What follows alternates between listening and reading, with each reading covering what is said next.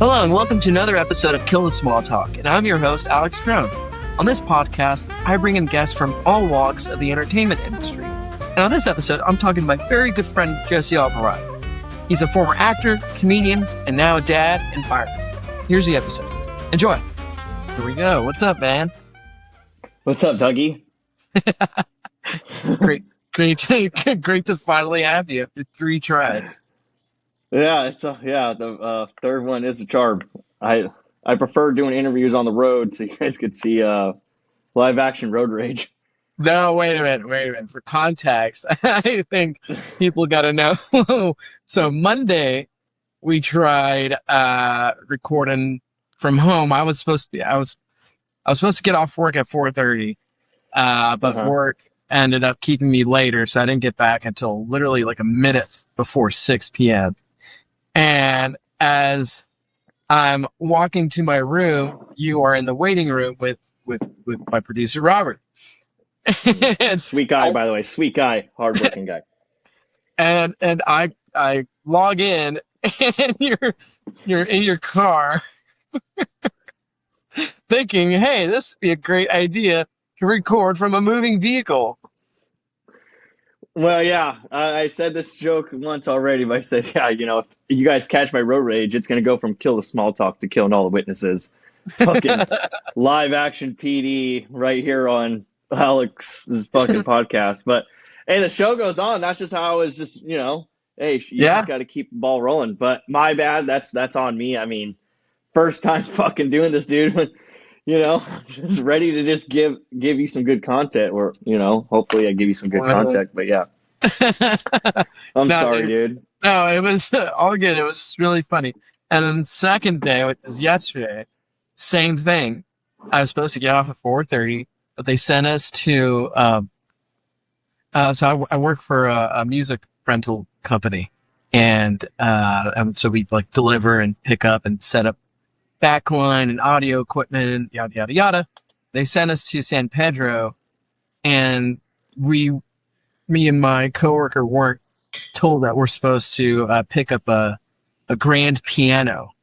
So we weren't prepared at all, and we took a transit van instead of a truck, which is where we normally, load in the pianos at. So as soon as they were like, yeah, like, hey, like there was a team there, and the guys were like, yeah, that piano's yours. All that backline is yours. I knew we were in for a rough ride, and I was like, you know what? I don't think I'm going to make it by 6. And then I asked if we could move it to 7, and we're still loading everything up. I'm like, Jesus, we're not going to make it. So, dude, I didn't get home. I didn't clock out of work until 9. So they shit the bed and miss. Is that what I'm hearing? Yes. Shit the bed and fucking miss. well, fuck, dude. For what it's worth, we're here now, and I got overtime. I worked like 12 hours yesterday. That's what I love to hear. Overtime, baby. We're hurting, dude. I remember I was telling my mom the other day. I was like, "Fuck, how much was milk when you were growing up, or when you were a parent?" She goes, it was like 99 cents. I'm like, fuck, $4 or $5 for a fucking gallon, dude. I'm ready to sell some feet pics, work on a corner, sell fentanyl. I'm ready to suck some dick. Like it's too hard, too fucking expensive for everything nowadays. I hear they're hiring on Figueroa Street downtown. Dude, I work hard as a blue collar bastard just to make sure my son has clothes for his Roblox. That's all fucking matters. Just make sure he has V-Bucks and new rims on his Rocket League fucking soccer car video game. That's all that matters as a parent. That's all. And so that's all you do. Stay home sick. Yeah, stay home sick and chonies, and just be on iPad and just say, "Hey, big guy, I'm getting kind of hungry. What do you got?" Yeah. Go in He's there. He's a little big Lebowski. Kids act like they work to a 9 to 5 when I see them take naps. It pisses me off. I'm like, oh, dude, hey, do you go? Hey, big guy, I get it. Out there on your feet all fucking day, playing recess, getting free lunch must be nice, Remember at Porto's, they charge us an arm and a leg just for lunch? There was it would be like a 3% discount. It never saw that. So Jesse and I used to work at Porto's. That's actually how we first met. I got hired there in 2015, and you were already working there, right? You'd already been there. Yeah, by the way, yeah, I'm Jesse Alvarado, EMT slash firefighter. I've done a lot of extras. I've done a lot of, I've actually been EMTs on sets for movies, a lot of them, especially during the COVID. But I've done a lot of extras on a lot of TV shows for CBS. Uh, what else? For a few movies at Paramount Studios. Worked there for a little bit. So yeah, that's a little bit Cool. about my background. Did some stand up for about 2 years. But turns out you got to be funny for that shit. So I had to see what else I could do. You were funny for those 2 years. You won. You won a contest, right? Yeah, I won a contest at the Ha Ha Comedy Club, and that was, dude, I've never been more nervous in my life Yeah, tell me because about that. it was just all black people in that audience, and and a guy like me just coming up on stage, you're just like one wrong move, it could be over, it could be over. Did you win him over? I had to there? tell him. I did because I told him about my experience at a black church, and that was pretty fucking, they all related, and it got me $400 and a little trophy that my mom threw away because she thought it was a Dundies award at work. I was like, no. And the no. whitest Now sneakers go. I'll never be able to share that with my son now of like how he won this award at a little hole in the wall comedy store. So was Yeah. it? So was it an open mic?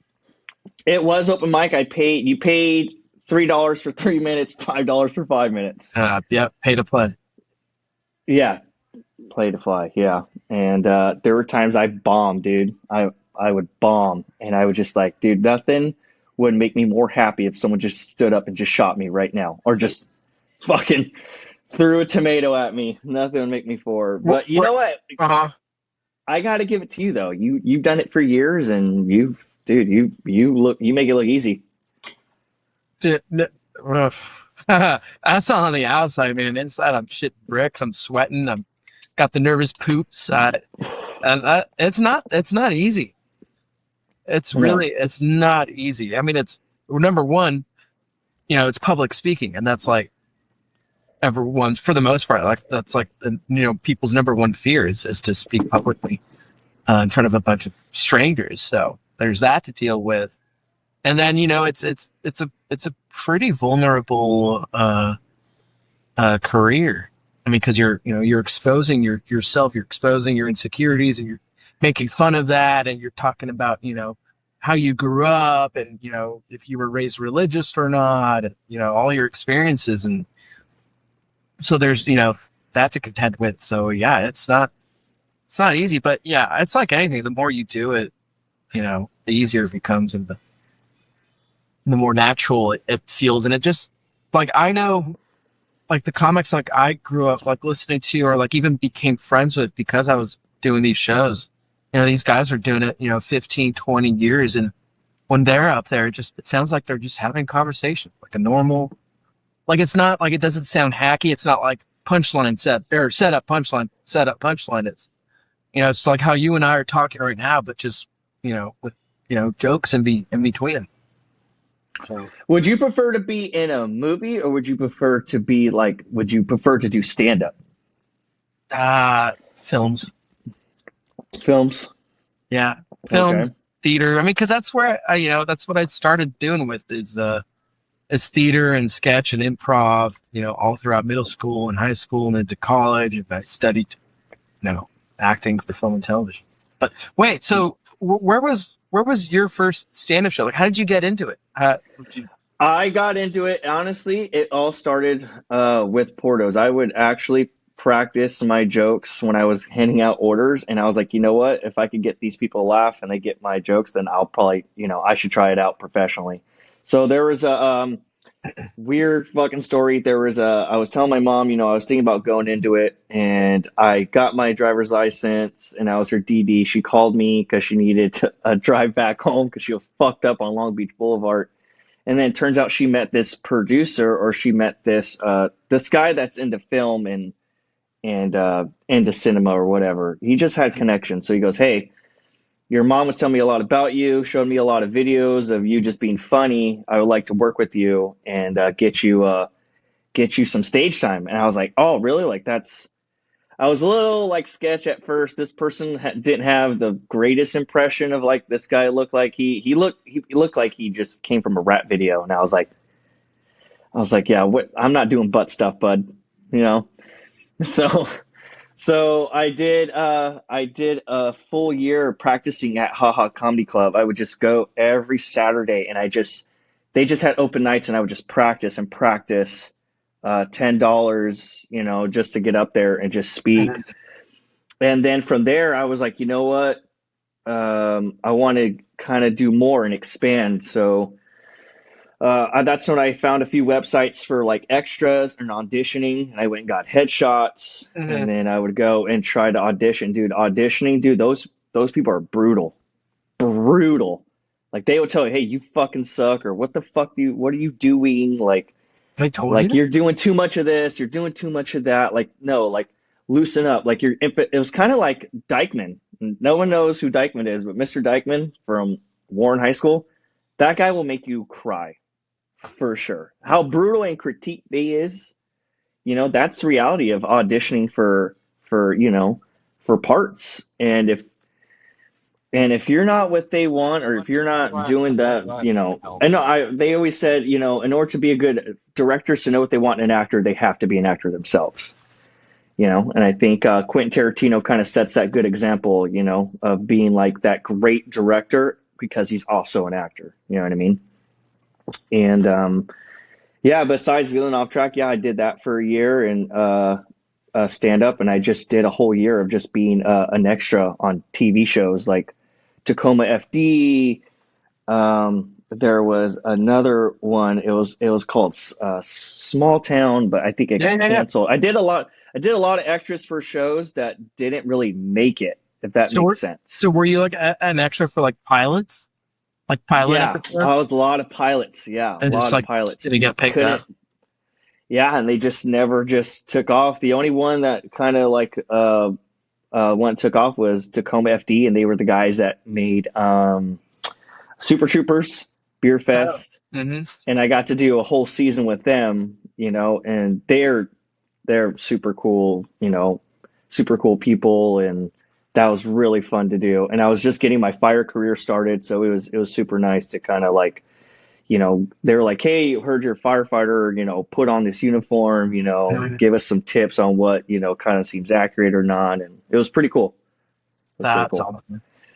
Yeah, dude. It was super fun. Did you ever get any extra work as you were an EMT on set? Yeah. There was a lot of like that show 911. I did that for a while, and they were kind of there were some actual firemen. There's one guy from Compton Fire Department that's an extra there a lot. And he goes and he has to let everyone know, what he does. But there are some times where they'll ask like what your background is, and they'll ask for intel, like, hey, does this kind of seem accurate, or act like you're doing this? And then, they'll throw you in there. But as an EMT on shows, sometimes when there are stunts, they're like, yeah, we're gonna put dry ice in this water, hopefully it goes well. I'm like, that's gonna fucking rip his, how much dry ice you putting in there? It's gonna rip his fucking skin off, dude. And the prop guy's just like, yeah, I think that's enough, just eyeball it. Like, so have you done that before? Never. Never in my life.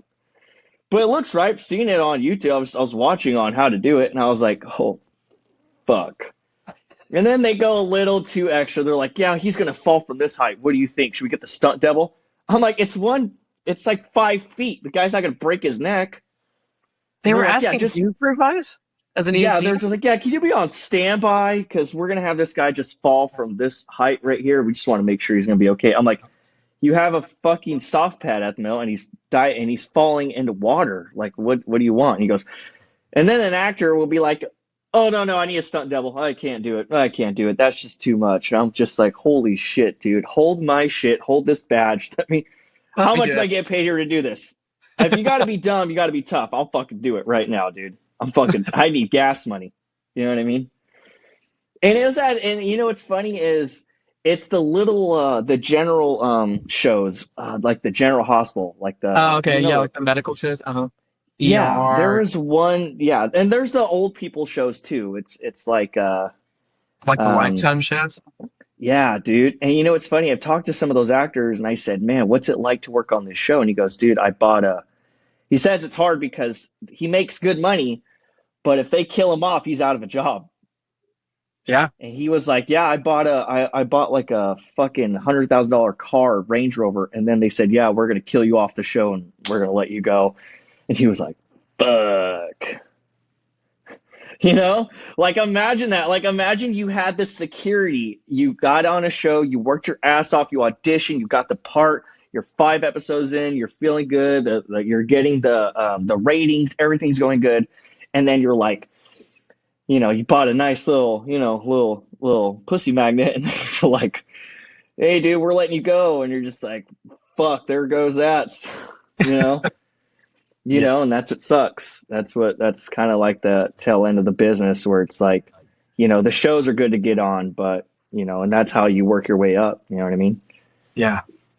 Were you ever striving to get to that level, or was it just, yeah, I'll just do it for fun, kind of a fun way to make some extra bucks? 100%, 100%. I wanted to be more than anything world a stand-up comedian or an actor, and I think that's a lot of people's dreams. That you know, when you're watching your favorite comedian or your favorite movie. Like mine was Forrest Gump, dude. I love Forrest Gump will forever be my favorite film, and I just love how actors their whole job is to play a part to trigger human emotions and Hmm. being known for. And when you're known for a part, dude, you're known for that forever. Like Robert Downey Jr., he'll forever be known as, you know, blackface in Tropic Thunder or Iron Man. And how cool is that title, you know? And that's what I Yeah. wanted. Like I would strive to be there and just, dude, it's, you know, you work really hard and sometimes in that industry, it's really the luck of the draw. Excuse me. It really is. It's the luck of the draw. Yeah. Yeah. And that's the Because thing think with about it. like, uh huh.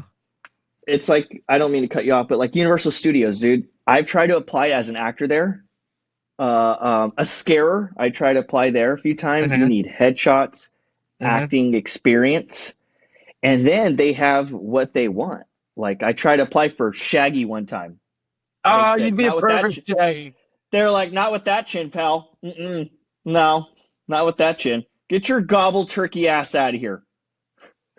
Fuck face. I was like, "Ugh." Yeah, I looked into the there was a casting call. They were searching for actors to play the Grinch for Universal Studios, and I looked at all the requirements, and it was like for men you have to be at least 5'10", and then for women, if they wanted to audition to get parts as performers at Universal Studios, the height requirement was 5'7". I don't even make that cut. I'm 5'6". Yeah. Damn you, Jeeds. I can't make any money. It's the Irish I'm too Mexican beef, goddamn short. We're all short. Yeah, God damn it. Is there any casting for Lord of the Rings? Fuck. What about the Hey, second Peter Jackson, audition? when's he coming along? I need another Lord of the Rings franchise, man. I got Hobbit feet. Yeah, dude, what the fuck, dude? I mean, and isn't that heartbreaking? Because, dude, you do an amazing job. I'm always crediting you and always like, dude, like that must be so fun. But dude, like you're good, and it's not fair that your height can't take you farther. You know what I mean? And that's what sucks. Like, fuck, I'm 5'7", and you're telling me I can't fucking do this job because I'm not tall enough. Well, yeah, well, fuck you. That's all you can really say. You can't come with a comeback. You're just like, well, you know, fuck you, Yeah, dude. well, How I about think that? like Matthew Broderick, Michael J. Fox, even Tom Cruise. I think they're all like 5'5", 5'6". Oh, so you're telling me they can make it work? You're telling me they made it work? You just Because can't didn't in Mission audition for. Impossible they had the girl or they had Tom Cruise walk on boxes in a trench or some shit? They had her walk in a trench unseen to make it seem like he was taller. How did in Top Gun was he able to see them over the fucking cockpit? I mean, what the fuck? Like You came up kidding with your me? print. Yes. Yeah, he looked like the guy from Home Improvement. Just fucking just it's bullshit. But God forbid a man's 5'7" can't play the Grinch. I mean, what happened to diversity? What happened? What, you tell me there can't be a little Grinch running Yeah. around? Wouldn't that be funny as fuck? Where's DEI when you need it? Wouldn't that be funny as fuck? A 5'7" Grinch? I want to get. It would attract me more to go get a picture with you. I love midgets. I love little people. Hey, I'm not a midget. I'm not a little person. I am short. You're I'm short for a guy. dude. I'm pocket sized. You're the size of a butt plug. Is what you are. How would you know? Not that there's anything wrong with it. No, but Yeah, dude, I auditioned for this is about a month ago. I saw a casting call online. I think I actually found it on through Facebook. Because Facebook, I'm a part of these. Actually, my cousin Eric too. Eric Tormey, he does sound for movies and stuff and shows, and he was telling me how he gets work as he's part of these like Facebook groups for like sound engineers, sound guys, or like any like film crew person. So I found that one, and then I found an actor one. It was like film, television, and theater. And they're always posting, we need actors for, such and such project. And so I saw that they were looking for Grinches. And I saw that they were auditioning actors in North Hollywood. I was like, perfect. That's 10 minutes, down the street from where I'm at.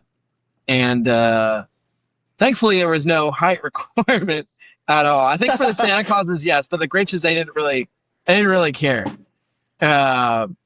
And it was so bizarre auditioning as the Grinch without any of like the makeup and like the prosthetic. It was so weird. It was like I went like this, just shirt, and they were like, as soon as you walk into the room and as soon as you leave the room, you're the Grinch or you're Santa Claus or whatever character you're auditioning, and you have to stay that character as soon as you walk in and as soon as you walk out.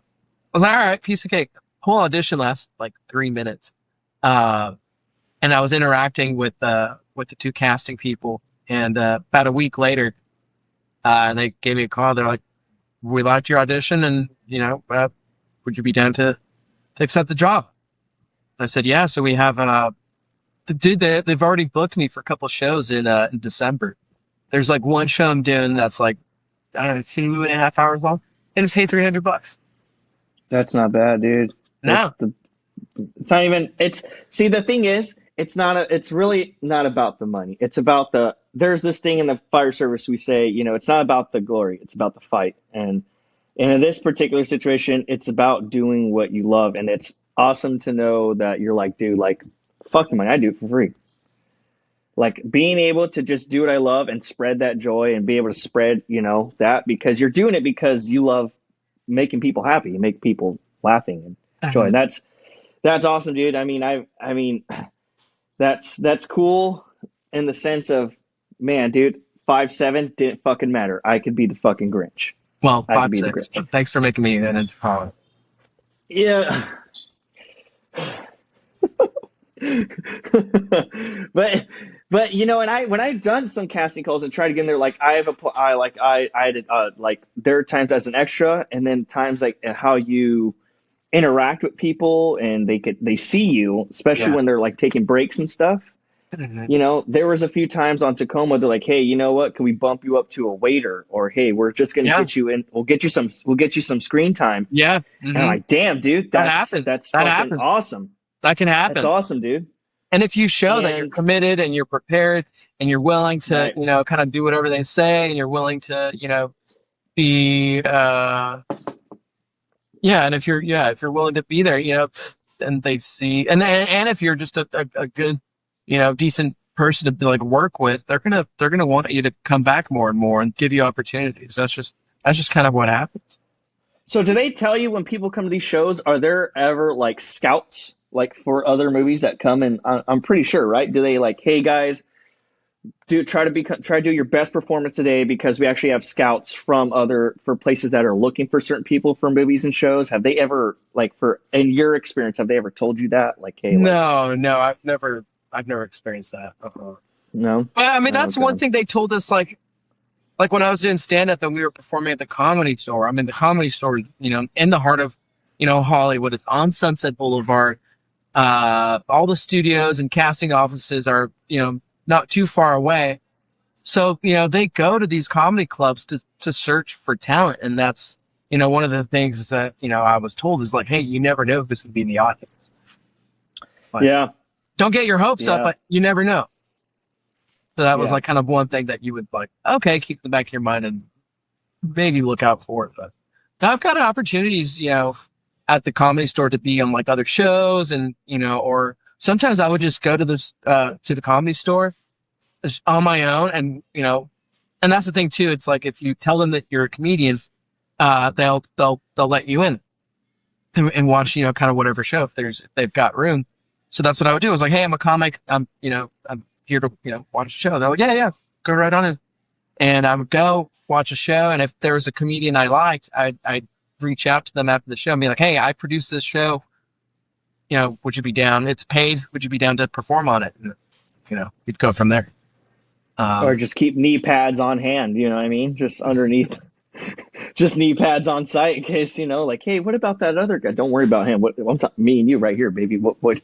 Let me tell you what I could offer you if you offered me this. Help me help you. You know what I mean? Did you ever have an audition that went wrong? Like Yes. maybe on your part, Yes. maybe on their part too, or like. Yes. I tried to audition for a Disney show. I forgot what the fuck it was called, but it was to be like one of like the supporting actors. Mhm. And I was trying to be a bully, and I just fucking couldn't do it. Like, I just looked like a retard trying to hump a doorknob. I look like a pussy. Like, I just can't be like a jerk. The line was, he goes, "Watch it, man." Yeah, that Can't do sounded it. fine. No, dude, I can't. Like, looking into the thing for me, what's hard for auditioning is you see someone legs crossed, pencil in their mouth on paper, Mhm. reading lines to you, and seeing you fucking do it. Like, Mhm. okay, and I'm just like, it just sucks because you know the difference between like a sitcom and something that's on TV to an actual movie. Like, hey, watch it, man. Yeah. And then you're like, hey, bud. Like some, like, I sound like a fucking 40s, like, yeah, Shane, yeah, watch this side again, Shane. Oh, yeah, Shane. You think you're smart, man? Like, that's my mentality when I do a bully scene. I don't know what wires me to do that, but yeah, that went really wrong. I tried to do another audition for Paramount Studios for like a show. I don't, dude. There are times I don't even remember the name. I just so focused on remembering the lines, remembering script, putting it in my own way and stuff. But sometimes you think you did your best, and then just like you feel. I hate when you walk out confident. And you're like, yeah, that was ass. We're gonna move on. Thanks, though. If dog shit, if dog shit was a definition or a picture, it'd be you. It'd be like, fuck. Dude, I had an audition. It was for AFI, American Film Institute. It was for a student project. When I walked in the room, there was the writer, I think it was like the one writer, was like two producers, the director, cinematographer. Who else was it? It was like 5 or 6 people all sitting on the other side of one long table. And like with me, because obviously like we get nervous, but like with me, if I can, Did you fart? no, but it certainly felt like I wanted to. But with me, like what helped me was like I cracked a joke as soon as I walked in. Like I saw, like my reaction to seeing all 6 of them like sitting behind the table was legit. Like, oh shit, okay, I was not expecting this many people. And I said that, I was like, oh wow, I was not expecting this many people. All right, see you guys. And I like pretended to walk out. They started cracking. They're like, no, wait. I was like, no, I'm just messing around. But like, I don't know, like for me to not have like that sense of humor immediately, I think was kind of okay because the scene that I was auditioning for was for it was a comical short that they were making. It was, it was funny. It was supposed to be funny. So like that was me trying to show them that I can be funny, and also to help like break the ice and break the nerves. Because if I can make you laugh, I'm like, all right, cool. Like that kind of eases me into it. I don't know if that ever helps with you or Yeah, all the time. Once you make them laugh, you feel like you're in. yeah, yeah. It's kind of like that comfortability. You're like comfort, like, okay, they don't think I'm a complete piece of shit. Cool. Yeah, you want Like, to all show right. them like I'm easy to work with. I'm Yeah. chill. I'm kind. There are times I'll go too far. Like I'm on fire right now. I'm making jokes, and the next thing you know, they're just like, oh, okay, all right. All right, yeah. Oh, my bad, dude. Like I thought we were cool. I was gonna invite you to my kid's birthday party, but you know what? Fuck you, Derek. You know? So then, what was the transition from acting and comedy into EMT and firefighting? Um, Once I realized, that I wasn't really getting anywhere, I still I still love people. I still love interacting. I love being able to kind of make people feel comfortable. And it's kind of like it's a defense mechanism, well, not even, well, it's just a coping mechanism that I love making people laugh more than anything. And when I responded to horrible calls or to people's worst days, it was nice that I had kind of that superpower. I knew there was a fine line when to joke, but when people just, you're waiting at the hospital to get a bed, and some of these people are just having a bad day, and it was nice to kind of just, that was my back of the ambulance was my stand up stage. Yeah. It was nice to make people laugh and make them feel like there was a little bit of like, of comfort there. And then as a fireman, you're gone. You're gone for long periods of time. We don't see our families. We miss. I've been an EMT fireman since I was, say, 20 years old, and I've missed birthdays, anniversaries, holidays, and all the guys. You work. That's your home away from home. That's your family. Mhm. And to make my guys, laugh and bring a little bit of that, comfort. It's nice, dude. And that will always be my stage when I'm around my guys or my partner. That will always be, to do my little stupid voice impressions, or to do movie skits and Mhm. make people laugh and make them smile. Then that's, I'm okay with being that type of famous than being famous like on a billboard somewhere. And then, it just goes towards like, hey, if there's ever around, I'm in public and I'm being myself, being goofy and all that stuff, then, some people say like, dude, you should be a movie, you should be a comedian. I hear it all the time. I mean, I'm very humble. I'm not saying I'm the funniest person on the planet, but it's always been told me like, dude, you should be a comedian. You should do this. You should do this. But, when you try and do it, you're just realizing, maybe I'm not meant for the stage or the behind or in front of the camera. Maybe I think I'm just meant to just entertain those around me. You know what I mean? And Mhm. that's what it was as an EMT, responding to 911 calls and, flipping a switch to being serious. And then when you're on your way to the ambulance and everyone's worried and scared, and then you kind of give them that peace. You know what I mean? It's nice. I mean, I would still, if I could, and if I had the time, I would still go and try to audition and still try to be an extra, because that's what I love to do. Like, I'm not a like center of attention guy. I just like, if it's me and you together and we're at a bar or we're at dinner and we're getting everyone to laugh, it's kind of like fuck yeah, dude. Like, we're kind of like, Yeah. we're bringing everyone together, and that's how I see being a comedian or an actor, or Mhm. you're kind of you're rallying everyone together, and that's in that sense. Yeah, absolutely. And I remember when you first got into it, you were trying to get me involved into becoming one as well. I'm like, dude, I get squirmish with like my own blood. I have such a weak stomach. If a horror movie goes on, comes on and it's all, you know, gory like Terrifier, or even what was that one, Green Inferno, I'm there like, oh god, I gotta look away.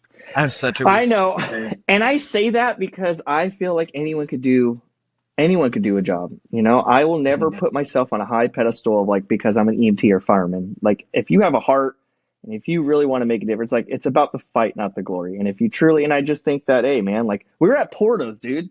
I'm no disclosure. Fuck that place. That place is racist, sexist, and horribly managed. It treats their employees fucking wrong. And every Hispanic, and people say Hispanics aren't fucking racist. They're fucking racist. How many times have I been like, next guest? Oh, no.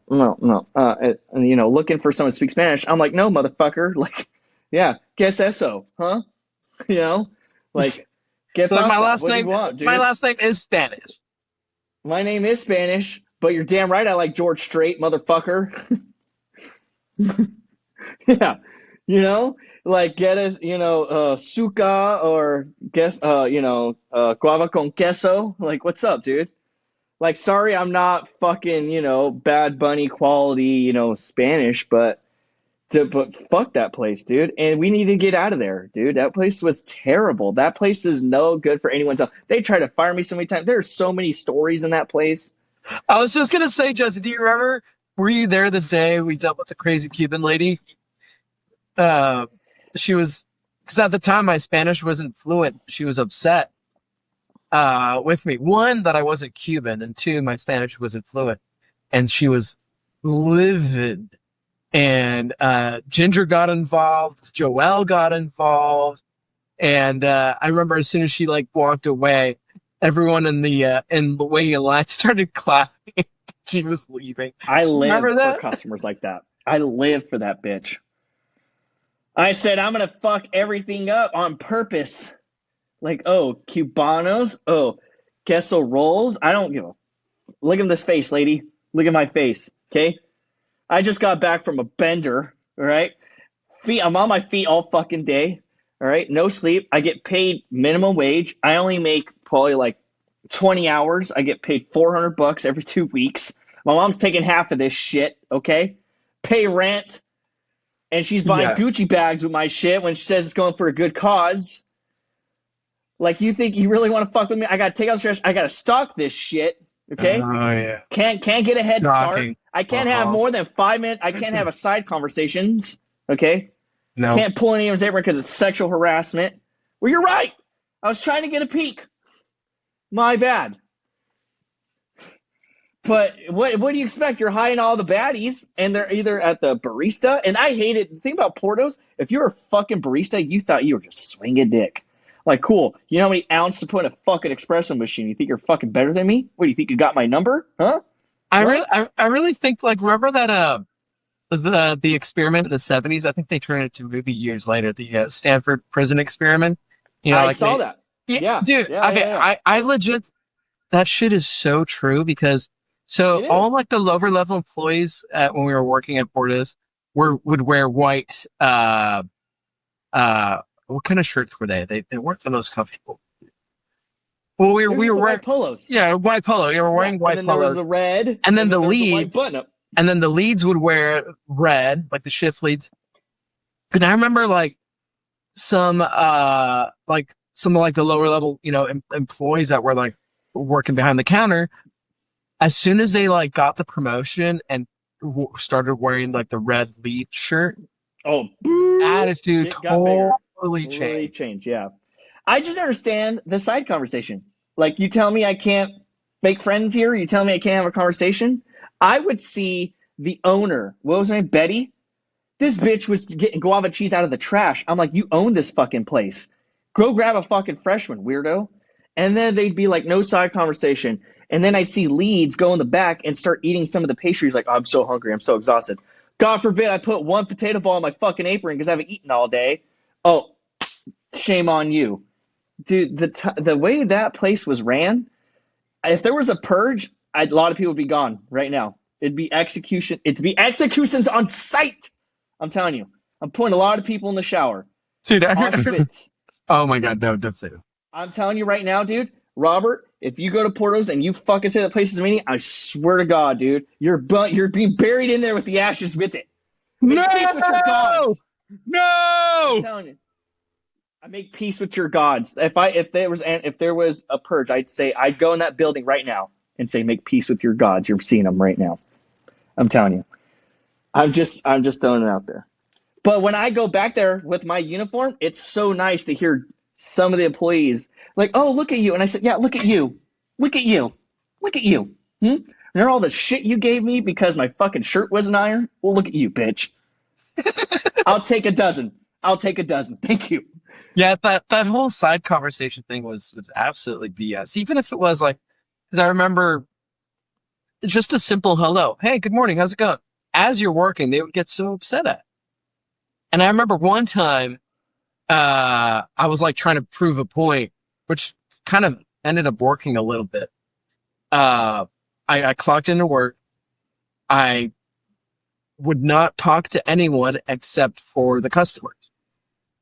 And I was so quiet, unless like a lead, needed something from me, I'd be like, okay, like I would talk to them. But other than that, I didn't say shit.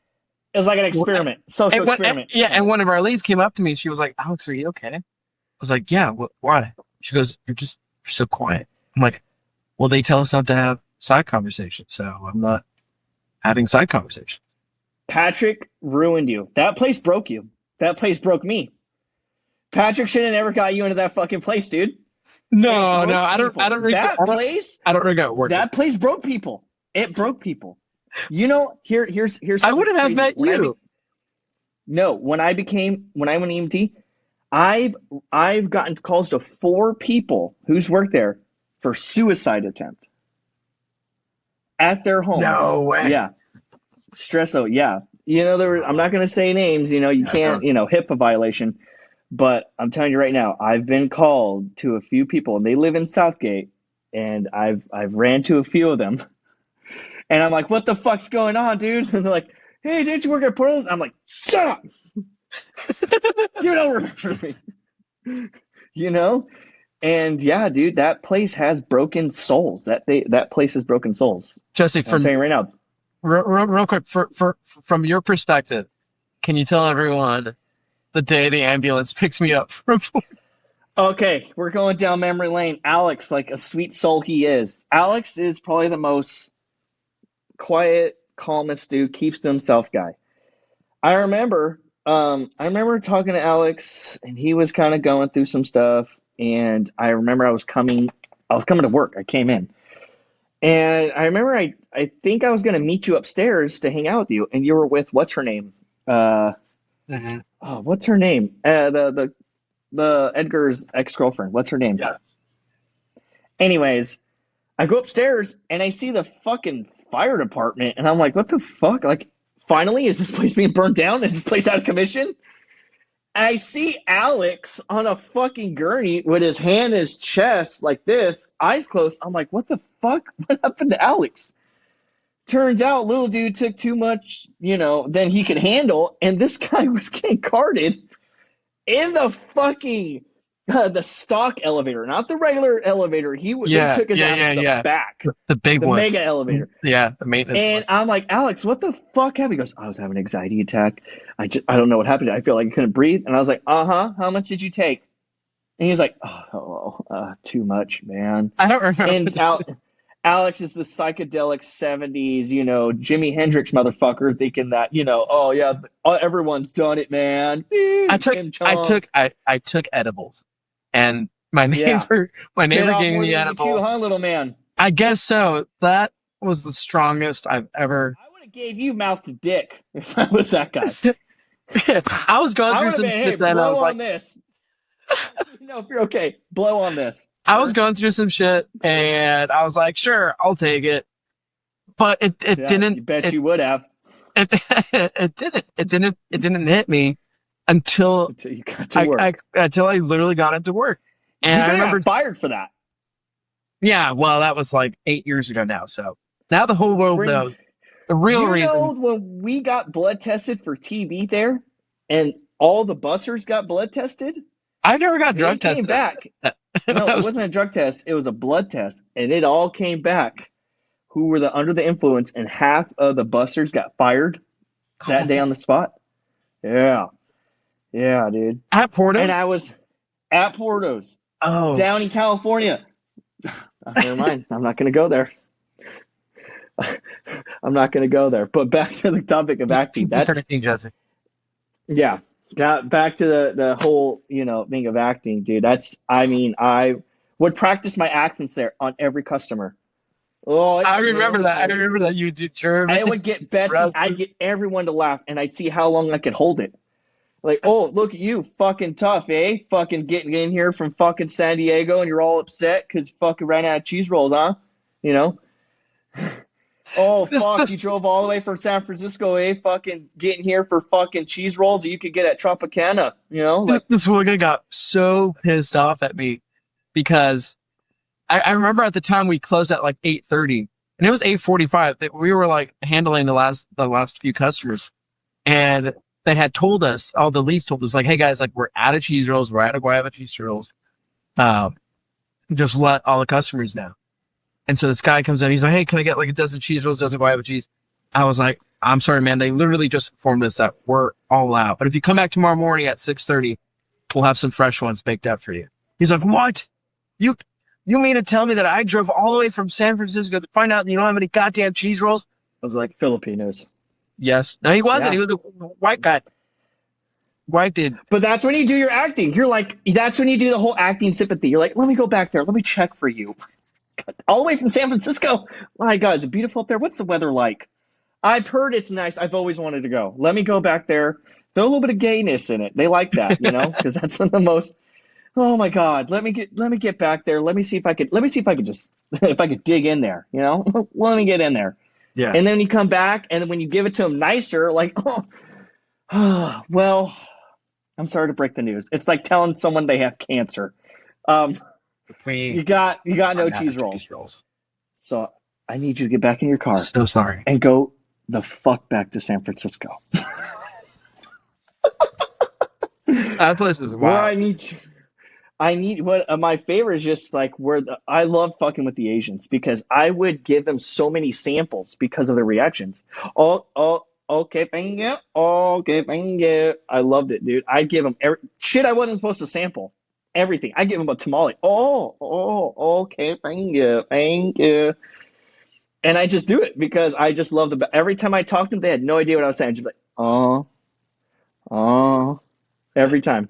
It worked every time. I'd say something stupid like small dick, like that movie from, I think I stole it from a movie where Bobby Lee was like, stupid cow, and I just go along with it. But actually, funny story about Bobby Lee. One time at CBS Studios, I was a EMT / security guard, and I just got off the set. I think we were just doing that one with the Dancing with the Stars. Yeah. But they had the late James Gordon show going on, and I think he was going to appear on it or something like that. Anyways, I'm getting off work, dude. I was working a late ass night shift, dude. I don't know why. Anyways, I'm getting off, and I see this fucking Suburban white just in the parking lot, almost hit me. And I remember in the back of my head, they said, hey, if you see anyone driving stupid, you're on security, but you were Allied Universal, tell them something because we could give them a ticket or we could get them kicked out. Yeah. So I go because they do the drive around for the late James Gordon show. That's where they do the carpool karaoke. They do that in that little parking lot. So I get out and I'm like, hey, dumbass. And it's Bobby Lee comes out, dude, hair messed up, shirt doesn't fit him. He's like, oh my God, man. Because I'm so sorry. I'm freaking late, man. I'm freaking late. I don't know where the fuck I'm going. I'm like, Bobby, this is a goddamn parking lot. This isn't Tokyo Drift. Go down this office. Late James goes on the fucking right, dude. Let me see you here again doing that shit. And it was so cool to kind of just one of the comedians you see on Saturday Night Live, and then you're giving a piece of your mind. And next thing you know, I'm like, fuck, I should ask for a picture. I don't know why I did that. Now that guy thinks I'm an asshole. Nah, yeah, not with that attitude. I met him too. I met him at the Comedy Store. I was talking about buddy Jason, and him and Bobby know each other. So he's like, hey, Jason, and like they start talking, and he looks at me and he goes, your fingers look like chicken fingers. Damn. And I go, Bobby, you are one giant chicken finger. He goes, He goes, damn, yeah, okay, that was good. Yeah. Damn. He walked away. You know what's crazy, dude, is when you see an actor, you get starstruck. It's hard because when you're driving away from that situation, you're like, "Fuck, I should have said that." Yeah. But the only thing I've met the guy I, that played Mr. uh, Mosby. Sorry, go ahead. oh yeah. Yeah. What was that? From Sweet Life of Zack Sweet and life. Cody. Yeah. I hear that guy's really very friendly. He's nice, but why didn't anyone tell me that he fucking killed someone while drunk driving? Yeah. Yeah, I was talking to him. I was like, I told him this. I said, "Hey, thank you for an awesome childhood." That was my first line I said. I was like, "Hey, thank you for an awesome childhood." And we were talking and everything. And then my friend pulled me aside. He goes, "Why are you talking to that asshole?" I was like, "It's fucking Mr. Mosby." I said, "What the fuck are you talking about?" He goes, "Yeah, he killed someone drunk driving." I'm like, "Son of a bitch." I should have got his autograph, huh? Should have took a picture. Like, Who hey, who who favorite who, murderer right here. who was another celebrity you met that was really cool while My you were in favorite the summary UK? was he played, oh, God, I can't say his name right, but he was in Kangaroo Jack. Leave that. He has a twin. Anyways, I forgot his name. But the other really really nice celebrity, I mean, hands down, probably like one of the coolest guys I've ever met is Arnett. Will Arnett. Will Arnett. Oh, dude. Will Arnett, most genuine dude, funniest dude ever. I had to do a COVID test This on one this was. guy. And I said, dude, I think you're.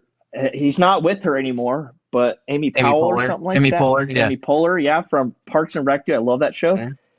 And I was like, I was COVID swabbing him in his home, giant ass home, you know, and he was talking to me like, have you seen BoJack? And I said, I'm gonna tell you, dude, the only thing I loved you in was Blades of Glory.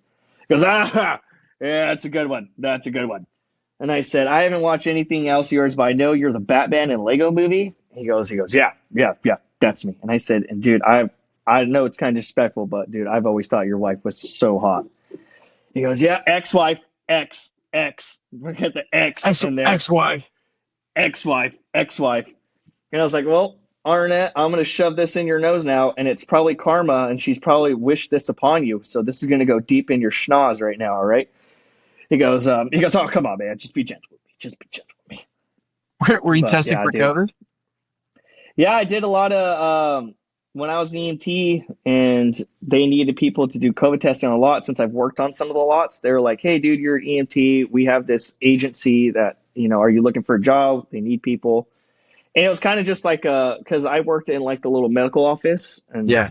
guys would either come in like one time. Oh, dude, this is a funny story. So the late James Gordon show, James Gordon Ramsay was Uh-huh. doing a spill your guts or tell the truth or some shit.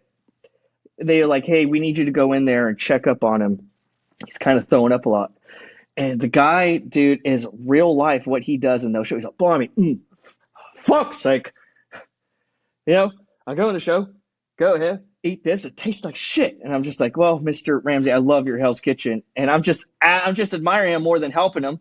He goes, you're going to do anything. And I said, you know what, dude, you're an asshole in real life. So fuck you, bud. But I was like, Bloody yeah, I'll give you donut. some Pepto. Yeah, I'll give you Pepto Bismol. Just sign it though. Sign the bottle, and then I'll give you a little bit. Did he? I'm just one of those guys that gets starstruck. I've done that so many times. EMT, I saw one of my favorite football players. I didn't even treat the fucking kid. I was like, Willie McGinnis, dude, you're a fucking legend. Kid with a broken arm, I'm like, you'll be all right, pussy. But back in my day, we rubbed dirt on it. Like, oh, that's your mom? Oh, okay, my bad. Yeah, my bad. I kind of get distracted pretty fast.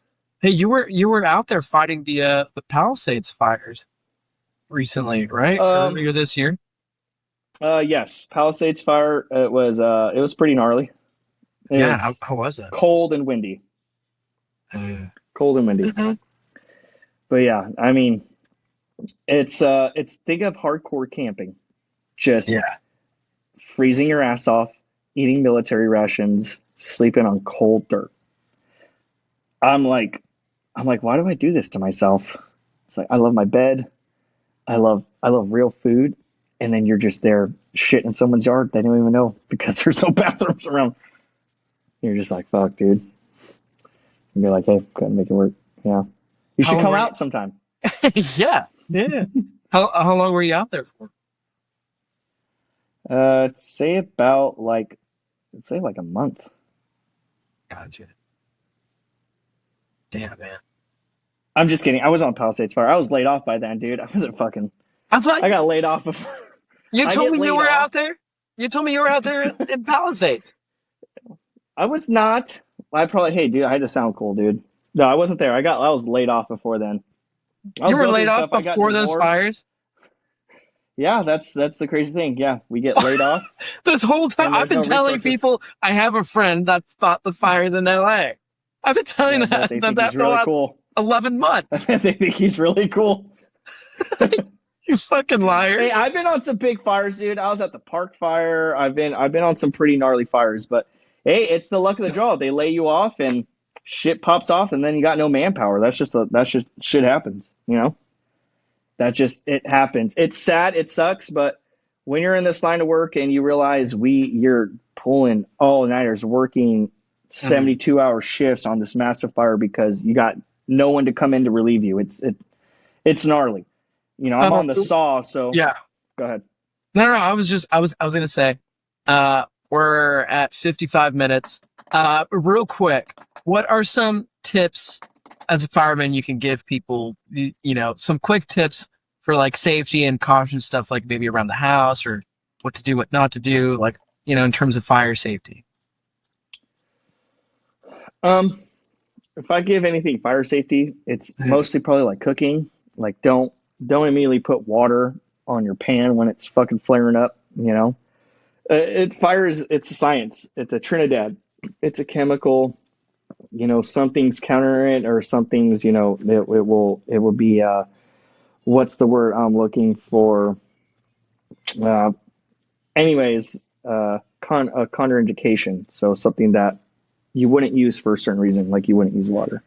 But safety, I mean, no, man. I mean, my son, when I'm home, I'm not a fireman. I don't bring that home. When I'm here, I'm a dad. You know, Yeah. I make sure I leave all that home. But fire safety stuff, hey, don't put a fucking toaster in the shower. You know, Okay, good to know. don't put a fork in the outlet. Don't leave your curling iron on or candles. Eternity's known for that. I had to fucking She'll leave the spank candle. her a few times. I'm like, yeah, it's great. It smells vanilla, but it's gonna smell like fucking ash in here if you don't turn it off when we leave. Yeah. So yeah, that's all I got really on you, honestly. But I've had so much fun here, dude. It's so nice to catch up with you. I know I'm no one famous, I'm no one really special, but it's so cool to kind of relate on our experience of success and failure and trying to pursue that journey that we both want, you know. That's really cool. It's an honor to be here, and it's been really, really fun, dude. So I'm grateful. I appreciate it. And dude, I would love someday to work on a skit with you or something like that, dude. Thanks for listening to this week's episode. Make sure to like, follow, and subscribe so you'll get notifications when new episodes drop. Thanks to my guest, Jesse Alvarado. Music by Mark Fabian, produced and engineered by Robert Altchiller, recorded at Command Recording Studios. Make sure to follow us on Instagram at command_recording_studio and at Kill the Small Talk Podcast. We'll see you next time. Bye.